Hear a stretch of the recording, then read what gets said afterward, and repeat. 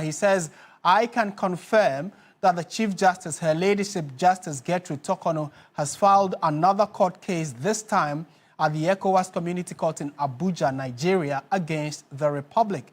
It goes on to say, in the case, which was filed on July 4, Her Ladyship repeated the same allegations of human rights violations which are currently pending determination before our Supreme Court and also before our High Court in respect of the ongoing removal processes. Essentially, Her Ladyship argues that by her suspension, she has effectively been removed from her official capacity without a final determination, impairing her right to function and serve in a position she was constitutionally appointed to.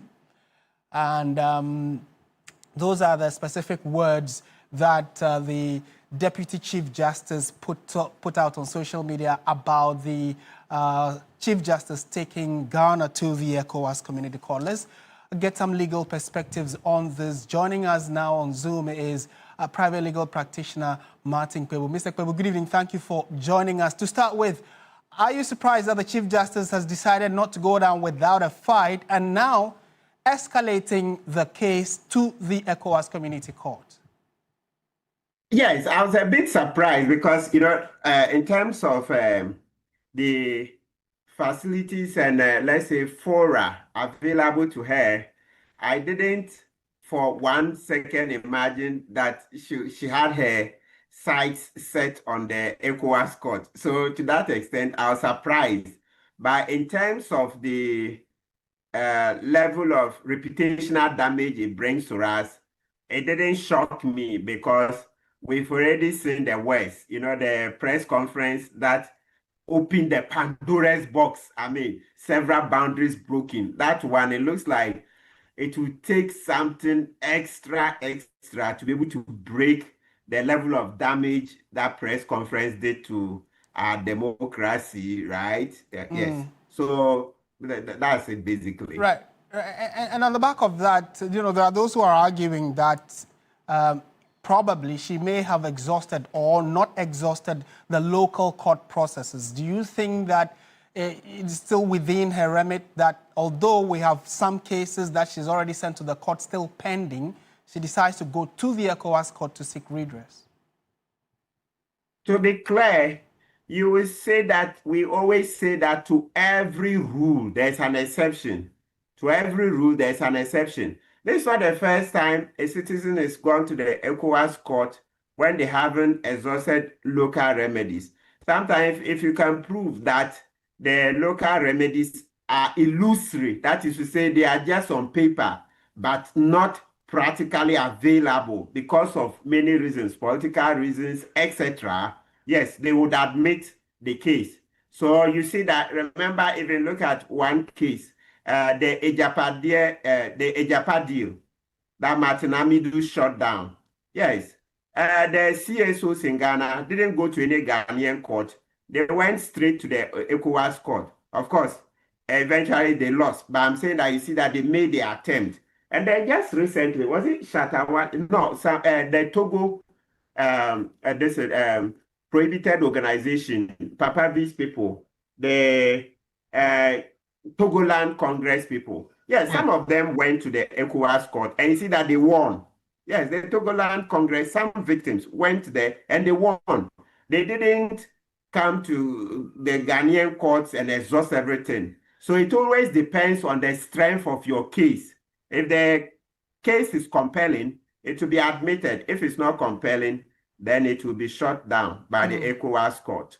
Right. So where do we proceed from here? And clearly, does that mean that because Ghana is a member of the ECOWAS, the decision, whether it goes in her favor or not, is binding on us as a country, which, for instance, we could have to now unsuspend her suspension? Yes. So if they find that we are wrong, okay, that's to say that the suspension that His Excellency did is not according to law, it doesn't pass muster, etc.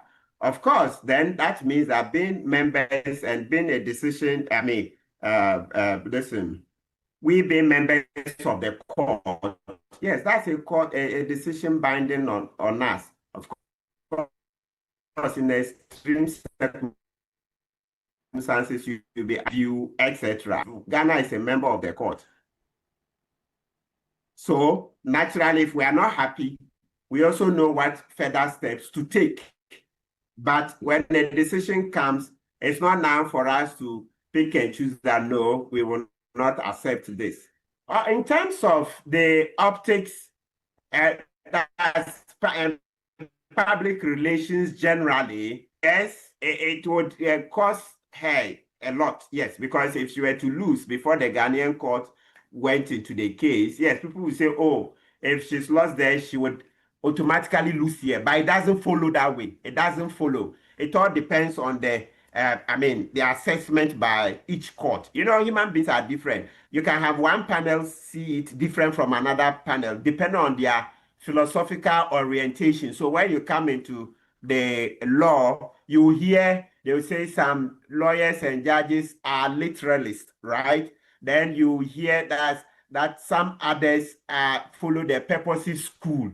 Okay. Yes. So different name nomenclature. It's not as if they are totally distinct with Chinese walls between these various schools. No. A lot of the time, even the nomenclature are wrong. But what we mean is that in nature, you see some people are conservatives and others are liberal. Right. Counsel, thank you for your thoughts as always. Martin Kpebu is a private legal practitioner. In more news tonight, former Chief Executive Officer of the National Food Buffer Stock Company, Abdul Wahab Hanan, has been released from Iyoko custody after 2 weeks in detention. He's been granted 60 million cedi bail with 2 sureties. The former Chief Executive Officer was arrested on Wednesday, June 25, together with his wife, of allegations of financial misconduct during his tenure. His wife was released earlier on a 30 million cedi bail. Although he fulfilled the bail requirements, he was detained in custody for several days, prompting criticism from the NPP, which described the bail conditions as excessive and unjust.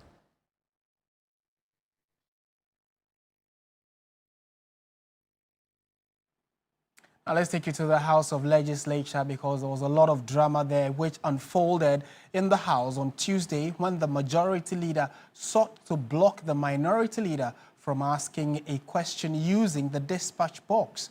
An enraged minority caucus litigated the issue, forcing the Speaker to suspend sitting to engage leaders on both sides of the House.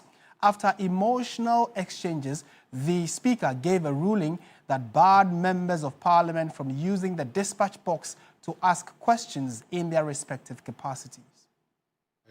The majority leader, to you, to deny me the opportunity to use a dispatch box to ask my question is not founded on any rule. Mr. Speaker, I've combed through the rules where the standing orders intends to make something mandatory. It says so in express terms. Mr. Speaker, there is no such express provision that when you file a question and the minister is here to answer, the member must necessarily stand in his place before asking. More so when the question is in the name of the leader of a caucus. Mr. Speaker, I have said it time without number that this dispatch box is for this side of the House. This dispatch box to your left is our dispatch box. Leaders, the 5 of us, including any member on our side, that with our leave, with the indulgence of Speaker, and so granted leave. So, Speaker, I'm not the first person or the first leader to defy you and say I will not accept. Just last week, When I read the business statement, they asked questions, and it was getting elongated and time wasting. You ruled that business statement period should end and we should proceed to commence public business. He led his side. They defied all the rules of this house. They stood, they stamped their feet, they made noise, and made it impossible for you to run this house until you change your decision and allow them to continue asking questions. He did that. He did that. Today, he thinks that by me also saying that I will not allow that to happen, I am intimidating you, or I am setting the agenda. I've made it very clear, Mr. Speaker, that if his style of leadership is anything to go by, I also have men behind me and women behind me. And I'm saying that we must all learn to give in. We can't run a system in which we will never give in. We can't run a system like that. So I'm saying that enough is enough. And I'm saying that today, this side of the house will not allow him to go to the dispatch box and ask his questions.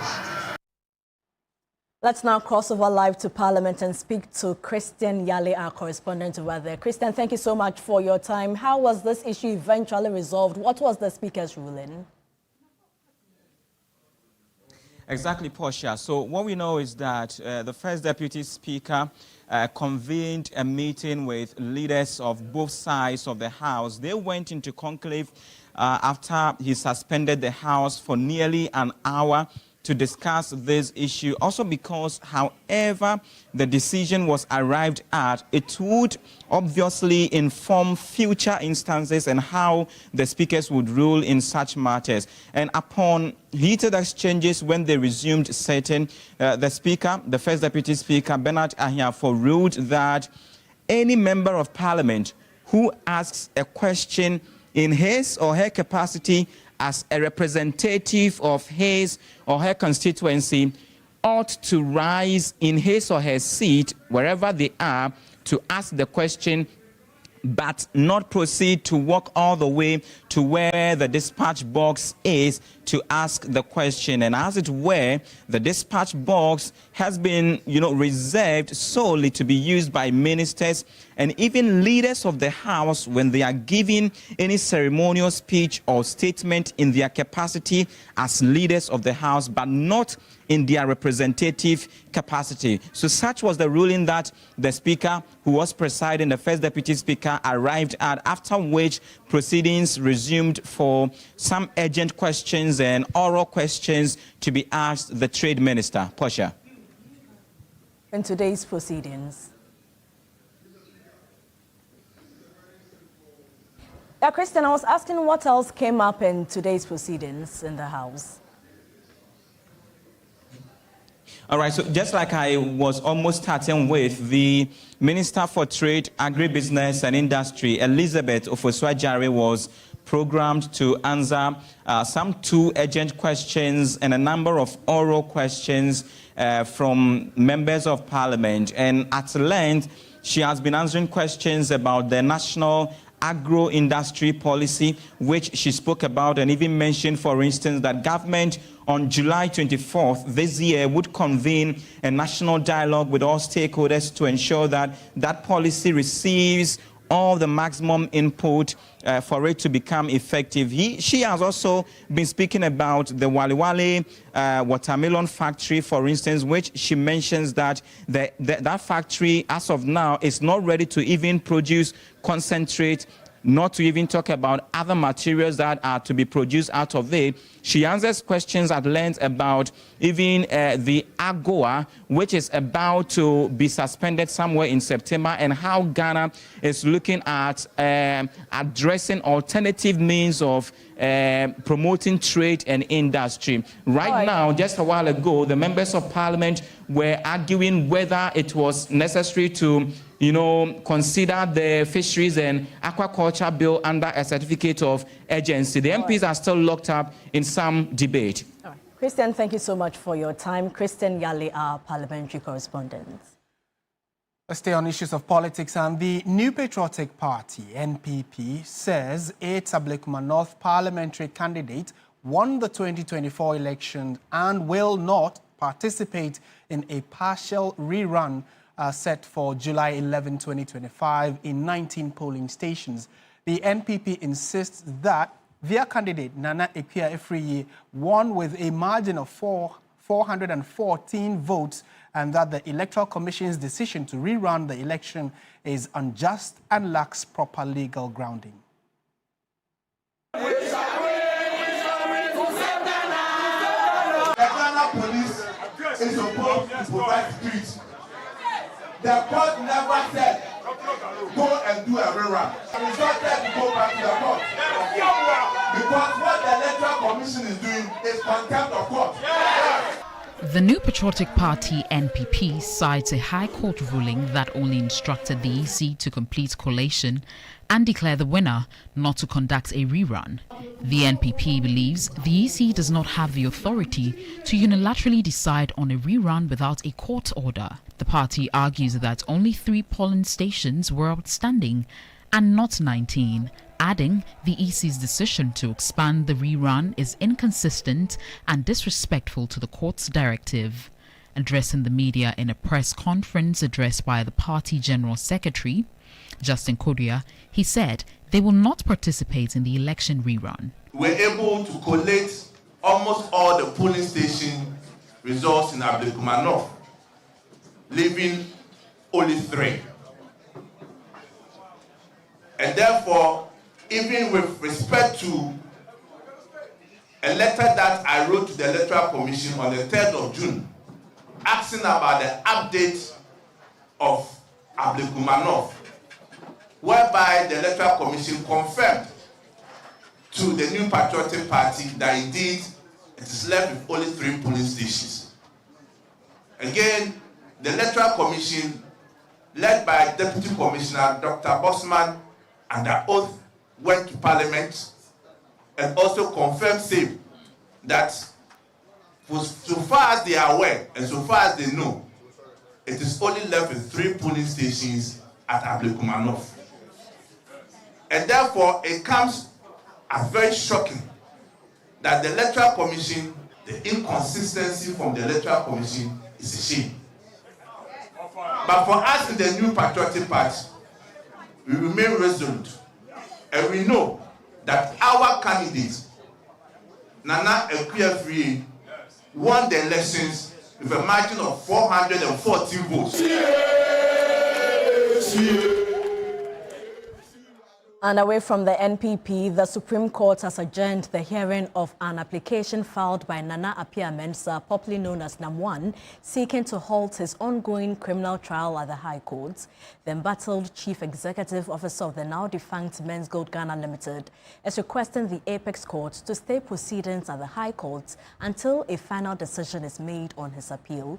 A report by Lord Idoasari. In May this year, the Court of Appeal unanimously dismissed Chief Executive Officer of defunct Men's Gold, Nana Ama Mensah's application to stay the High Court proceedings, where he was ordered to open his defense. NAM1 wanted the court to halt the trial pending the final determination of his appeal of the High Court's decision. Dissatisfied with the ruling, the aggrieved former Men's Gold CEO escalated the matter to the Supreme Court. It doesn't end here. Okay. I mean, we still have the Supreme Court. So we just exercise all our rights, enshrined under the Constitution, the Republic, this beautiful Republic. However, during a sitting on Tuesday, July 8, the court clerk announced that the matter had been adjourned to July 29. Nana Ama Mensah and his 2 companies, Brew Marketing Consult and Men's Gold Ghana Limited, are facing 39 charges including selling gold without a license, operating a deposit-taking business without approval, defrauding by false pretenses, and money laundering. He has pleaded not guilty to all charges and is currently out on bail. NAM1 responded to comparisons to Nana Grada, who was recently incarcerated for defrauding some individuals. Let's not give credit to that. I mean, let's not give credit to that. Okay. We have a case to defend. Yeah. And we are doing absolutely just that. This is the beauty of constitutionalism. The very law that brings me here, compels me to come here each and every time that I'm about to. It's the same law that gives me the right to appeal, as and when, have to. So basically, that is it. Okay. So let's not give no credence to this. Lodi Rasai, TV3 News, Accra. Organized labor is urging government to go beyond its current target of 1.7 million jobs under the proposed 24-hour economy policy. In an interview with our labor correspondent Daniel Opoku, leaders of the TUC and NAT stressed that job creation must be matched with strong support for local businesses, ensuring they are well financed to boost domestic production. Last week, President John Dramani Mahama officially launched the much-anticipated 24-hour economy policy, an initiative aimed at boosting productivity by keeping viable businesses running around the clock. The policy proposed a 3-shift system with workers operating 8 hours per shift to ensure continuous operations across key sectors. It's expected to create at least 1.7 million jobs, primarily in areas such as pharmaceuticals, manufacturing, construction, and other critical industries. But while the ambition is high, organized labor says it should go even higher. The Trade Union Congress TUC and the Ghana National Association of Teachers NAT are urging government to look beyond the numbers. TUC Secretary General Joshua Ansah insists the focus must be on creating decent and sustainable jobs, not just hitting a target. If even they're able to create that one, this is just the beginning. It's a new thing altogether. So if the government is able to create 1.7 million jobs, I think it will reduce the unemployment situation in this very country. But we are concerned as union about labor rights, the type of job that will be created by this type of 24-hour economy, and for which people are going to engage. You know what? Teaming youth outside, they all need jobs. But I think that we need better job for them so that they can also make life better for themselves. He also stressed the need for a solid infrastructure plan, especially a stable and reliable power supply to support 24-hour operations nationwide. The electricity must be 24-hour. Water must flow because there are some companies that use water throughout. Roads is very, very key in this. Then finally, financial security. Gone are the days, some few years back, you can see that some of the filling stations were closing or they were doing 24 hours. But because of armed robbery, they had to stop. So if we are resetting it, we are bringing it back, then we need to look at that section. The General Secretary of NAT, Thomas Tanko Musa, says the policy must also prioritize boosting local production and food consumption. Drugs Authority on board, the universities, those who are the food science and all that, they should tell us more about the food that we eat. And aside that, various schools, and also we must encouraging them to be consuming what we produce and be producing what we eat, among other things. And I believe that our leaders should be seen, not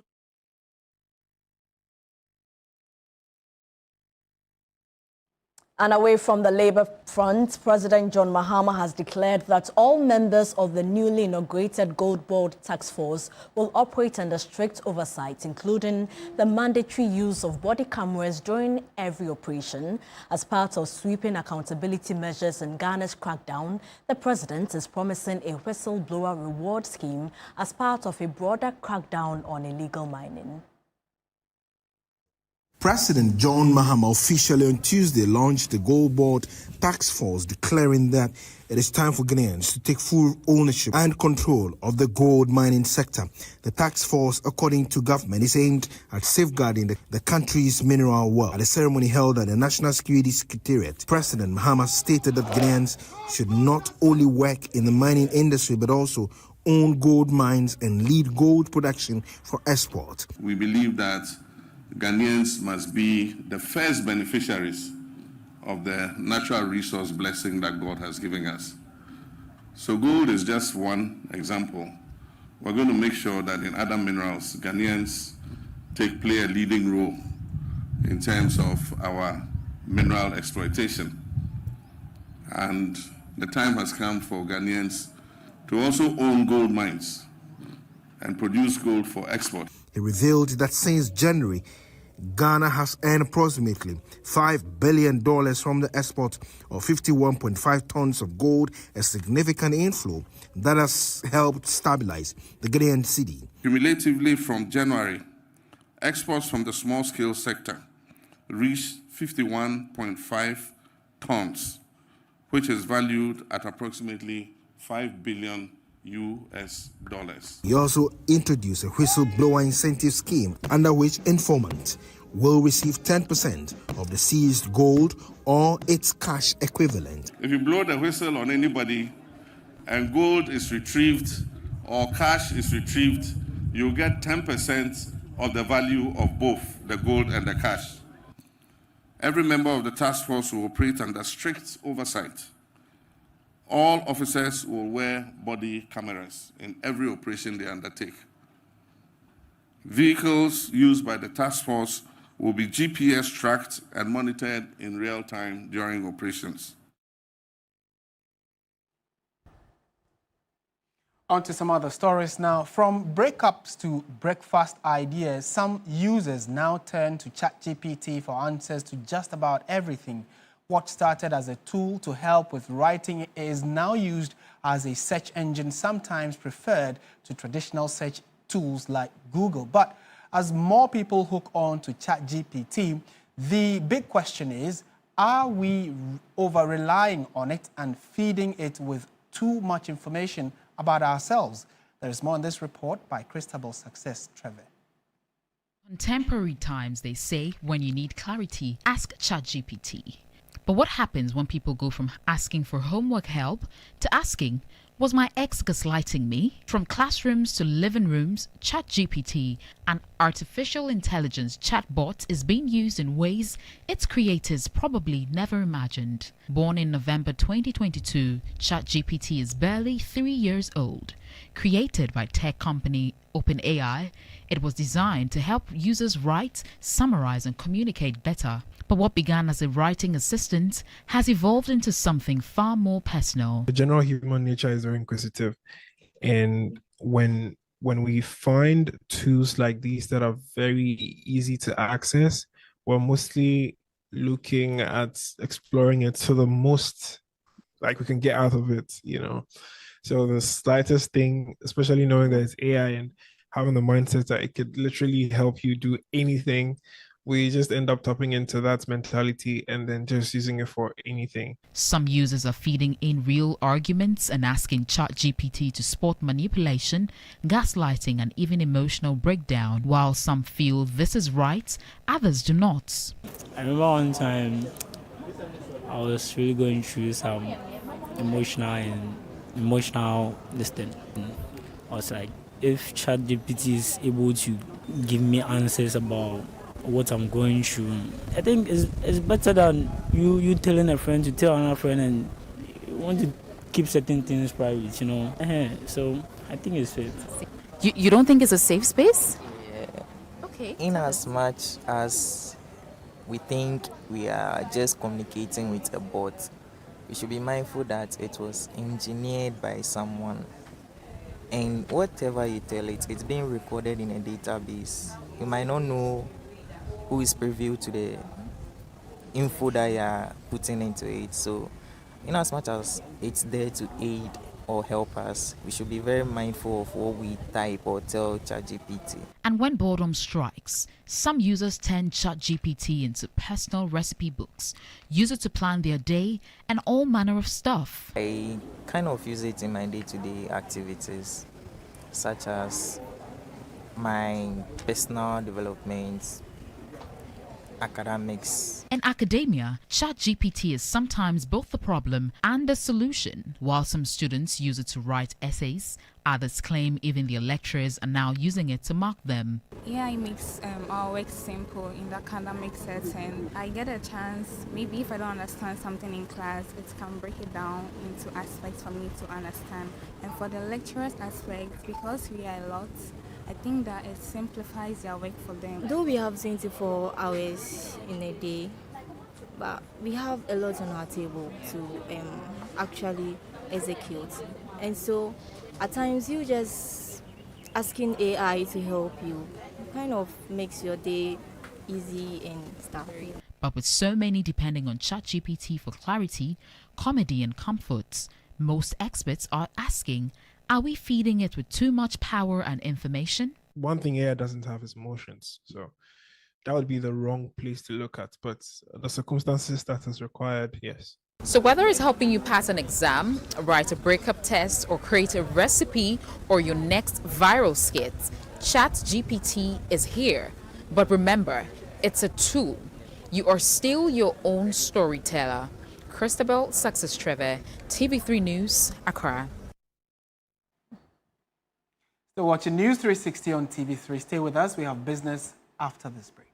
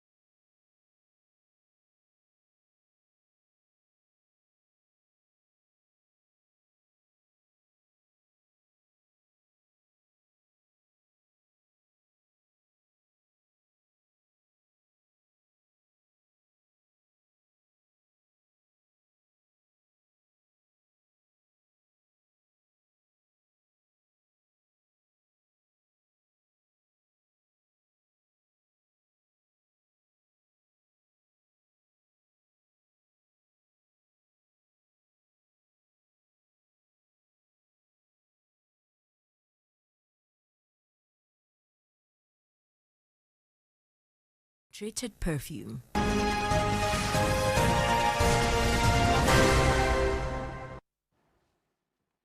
Welcome back to News 360 on TV3. Time now for business. Hello, Menu. Hi, Martin. Hi. We didn't expect to see you here. All right. What's happening in business? Well, I don't know whether to call it good news or bad news, because there's been a call for haircuts on those that government owes, so they can maintain the recent stability that we've seen in the economy. Another haircut? It's just an advocate. Okay, all right, sure. Give us the details. Thank you so much. Welcome to the business segment on News 360.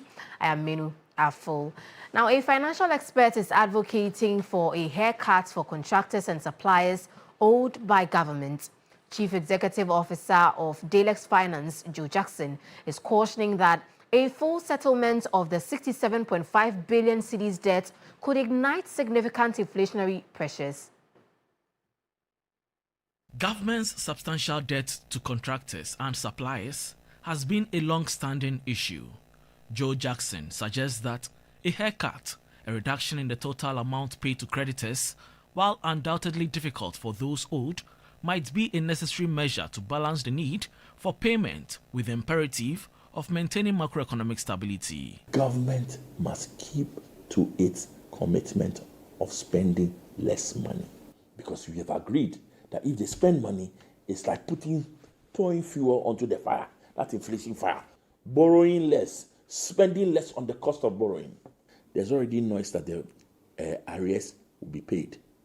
Hey, those arrears, if they are paid in full for everybody, that will be pouring fire into our inflation fight too.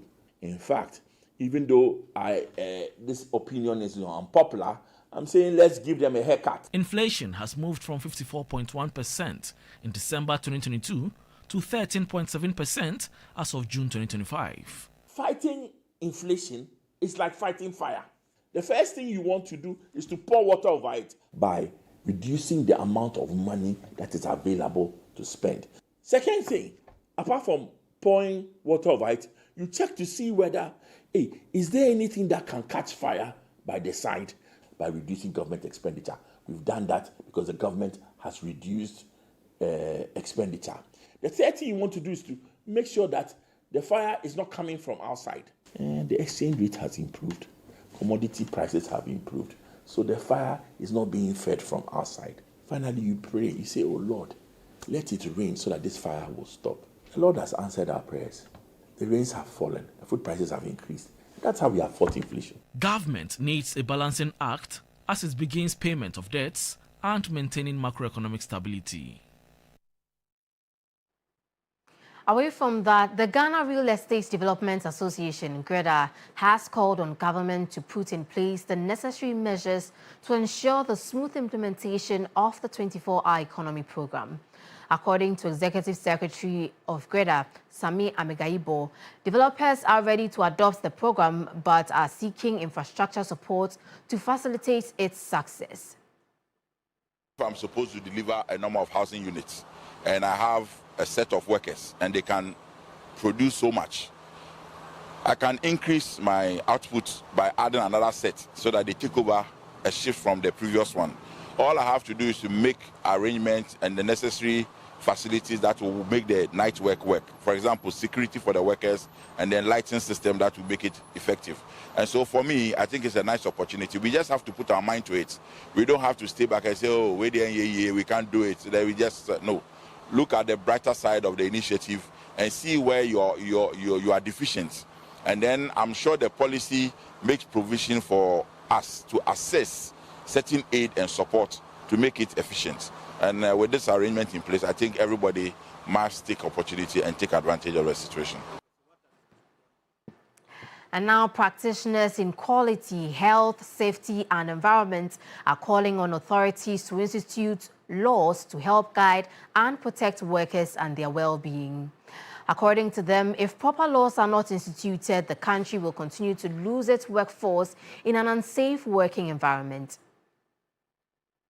Working in a safe environment has been one of the key protocols that safety officers advocate for in the mining, construction, health, transport, among other sectors, there is the need to adhere to the protocols and laws to guide the sector. Developing quality health and safety environmental awards have been instituted to encourage institutions that are thriving and observing work safety. Commit Services were adjudged winners of quality and safety environment in the mining sector, while other companies in the health pharmaceutical won in the area of practice. The winners spoke to TV3. Receiving this award will help us as a company and workers to continue to prioritize safety in all our doings in the work environment, which is paramount in all other things. It's one thing that we've been trying a lot to do when it comes to safety.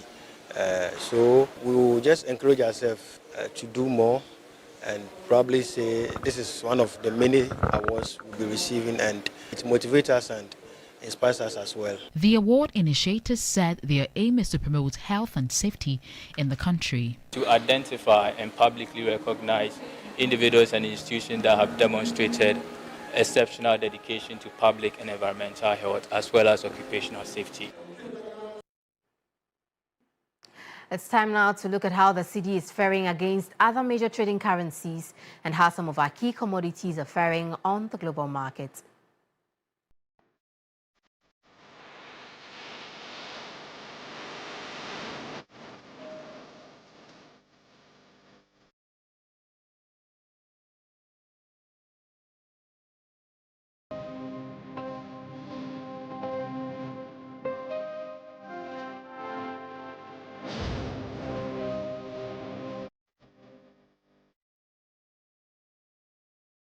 And that's how we end the business segment on News 360. I am Menu. Our full sports news comes up next. Please stay with us.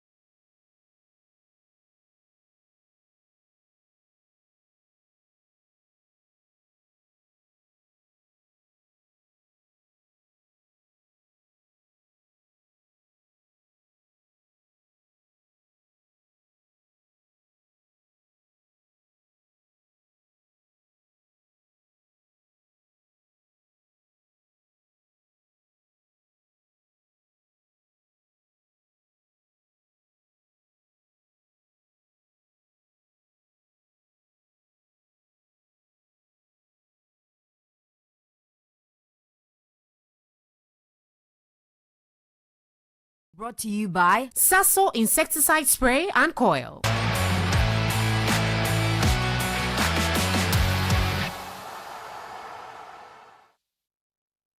Hello, good evening and welcome to the sports segment here on News 360 with me, Oreku Ampofo. Match day 1 of the Women's Africa Cup of Nations concluded on Monday where Mali beating Tanzania by 1-0, whilst Ghana's Black Queens lost 2-0 to defending champions South Africa. My colleague Akosia J, who has been following the tournament, provided an update and a summary of the opening round. And Zambia's Copper Queens. 3 years after South Africa clinched the 2022 Women's African Cup of Nations title at the Prince Moale Abdullah Stadium in Rabat, the journey to crown a new champion, now competing for a redesigned trophy and a $1 million prize, has officially begun across 6 designated venues in Morocco. Match day 1 kicked off with host Morocco taking on Zambia at the Olympic Stadium in Rabat. In what many are calling the standout game of the opening round, the two sides played out an entertaining 2-2 draw, with standout performances from Barbara Banda, Rachel Kudananji and Ghislaine Shabak. Senegal made a strong statement as Mam Diop and Nguena Ndiaye each netted a brace in their dominant display against the in Rabat. 9-time world champions Nigeria showcased their intent to play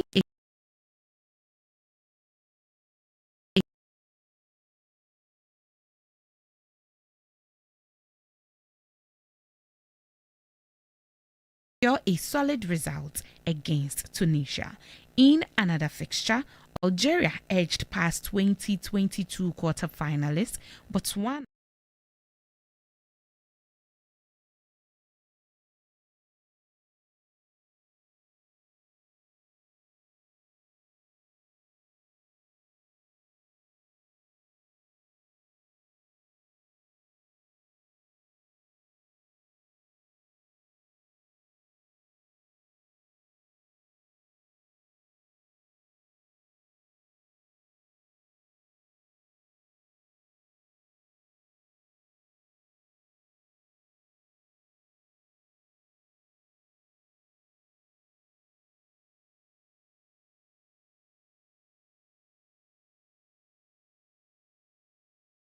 Other stories where Brighton and Hove Albion winger Ibrahim Osman has joined League R side Auxerre on a season-long loan. The 20-year-old has joined the French side after spending the 2024-2025 season on loan at Feyenoord.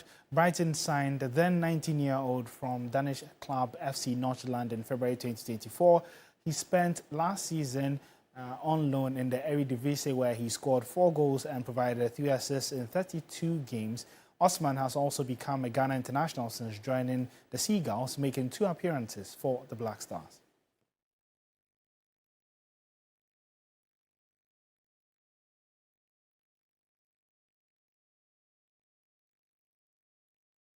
From one Ghanaian international to another, where Daniel Efie-Barnier has signed a 2-year deal with Swiss challenge side FC Aarau.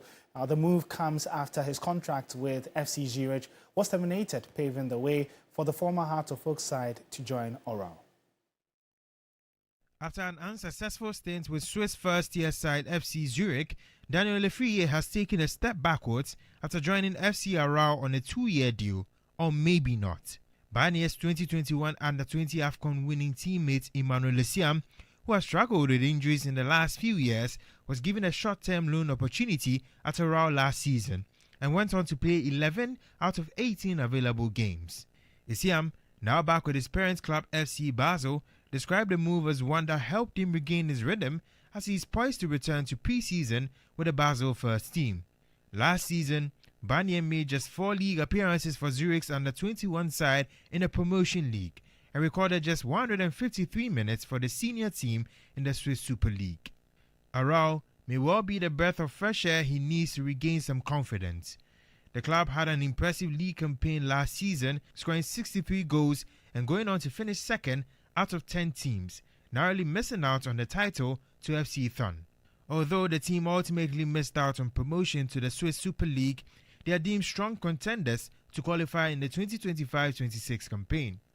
For Efriye Banier, this move to Aarau could be less of a step back and more of a strategic reset, which presents him with a chance to play consistently, rediscover his spark, and remind everyone why he was once regarded as one of Ghana's brightest young talents.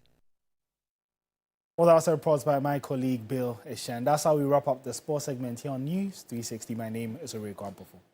Entertainment news segment is brought to you by GTP Lifestyle and Napa Foods. Heaven Black Insecticide Spray and Coil. Powered by 3 Entertainment. Well, tonight we bring you the latest showbiz gist from the local and international fronts.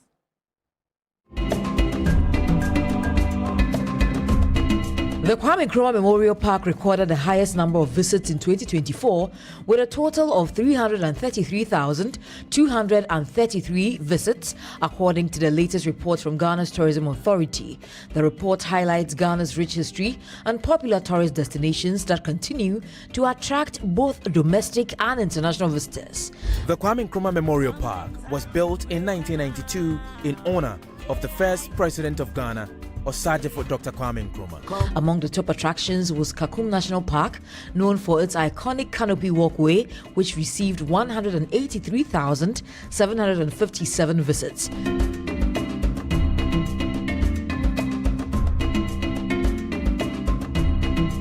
Bunso Arboretum and Kumasi Zoo also featured prominently, recording 155,149 and 133,954 visits respectively.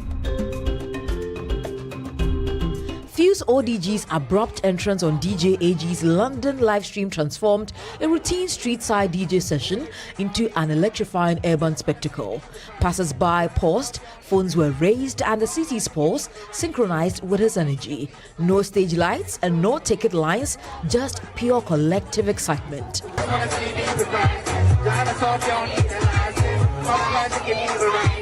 This moment captures exactly what Fuse's music is about: spontaneity, cultural pride, and breaking typical boundaries, blending London grit with Ghanaian rhythm. The short reel isn't just a clip, it's a snapshot of real connection, global roots, and the power of music in unexpected spaces.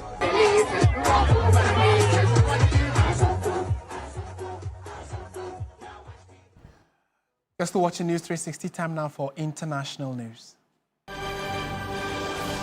South Africa's President Cyril Ramaphosa has opposed what he calls the unilateral higher trade tariffs imposed on his country by the U.S. U.S. President Donald Trump announced on Monday that he would subject imports from South Africa to a new 30% tariff from 1st August. It is the only country from sub-Saharan Africa that Trump singled out in his announcement, reflecting his strained relationship with Ramaphosa's government. In a letter to Ramaphosa, Trump said, South Africa's trade relationship with the U.S. has been unfortunately far from reciprocal. In his response, Ramaphosa maintained the 30% tariff is not an accurate representation of available trade data. Trump's decision is a huge blow to South Africa. The U.S. is its second biggest trading partner, and South Africa's automobile, farming, and textile sectors had duty-free access to the U.S. market under the African Growth and Opportunity Act. The first malaria treatment suitable for babies and very young children has been approved for use. It's expected to be rolled out in African countries within weeks. Until now, there have been no approved malaria drugs specially for babies. Instead, they have been treated with versions formulated for older children, which presents a risk of overdose. In 2023, the year for which the most recent figures are available, malaria was linked to around 597,000 deaths. Almost all of the deaths were in Africa, and around 3/4 of them were children under 5 years old.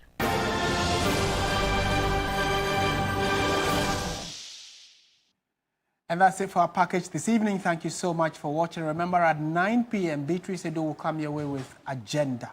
I am Martin Asiedu-Dartey. And I am Portia Gabor. Do join Alfredo Cancer at 10 p.m. for Ghana Tonight. Good evening.